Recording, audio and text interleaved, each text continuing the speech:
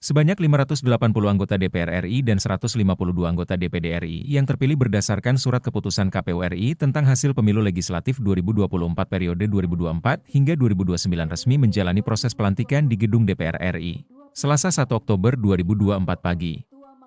Pelantikan itu dihadiri langsung Presiden RI, Joko Widodo dan sejumlah pejabat tinggi negara. Usai pelantikan pagi, pada sore harinya para legislator Senayan ini kembali bersidang untuk menentukan pimpinan DPR dan fraksi. Sidang pemilihan dan penetapan pimpinan DPR periode 2024 hingga 2029 itu akhirnya menetapkan Puan Maharani dari fraksi PDI Perjuangan sebagai Ketua DPR RI periode 2024 hingga 2029. Puan mendapat kehormatan ini karena PDI Perjuangan merupakan partai pemenang pada pemilu legislatif 2024. Usai ditetapkan sebagai Ketua DPR RI 2024 hingga 2029, Puan mendapat kesempatan menyampaikan pidato perdananya.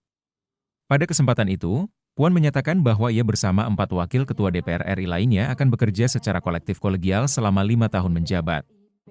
Puan memastikan bahwa ia bersama para wakil ketua akan saling berkoordinasi, membangun kolaborasi demi menyinergikan seluruh agenda kerja dan materi kegiatan dari alat kelengkapan dewan yang ada. Kami secara kolektif kolegial dalam kurun waktu 5 tahun ke depan, sejak tanggal 1 Oktober 2024 hingga 30 September 2029 akan mengkoordinasikan dan mensinergikan seluruh pelaksanaan agenda dan materi kegiatan dari alat kelengkapan DPR RI. Koordinasi dan sinergi tersebut akan diarahkan agar seluruh anggota DPR RI dan AKD DPR RI menjalankan fungsi legislasi, anggaran, pengawasan, dan diplomasi secara efektif. Makna kolektif kolegial, demikian Puan, merupakan upaya mewujudkan kerja bersama, bergotong royong, membangun komunikasi lintas fraksi, lintas komisi, dan badan AKD DPR RI untuk mencapai kebersamaan. Puan dalam kesempatan itu juga menekankan pentingnya saling menghormati dan menghargai di antara sesama anggota DPR RI, sebab para legislator yang dilantik hari ini datang dari berbagai latar belakang, baik dari unsur partai politik, daerah, profesi, tingkat pendidikan, budaya hingga gaya berkomunikasi. Oleh karena itu, kita harus saling menghargai dan menghormati perbedaan-perbedaan tersebut. Sebagai anggota DPR RI, kita harus dapat mempersatukan perbedaan dalam semangat gotong royong yang berbineka tunggal ika, mendapatkan titik temu yang sama bagi kepentingan bangsa dan negara.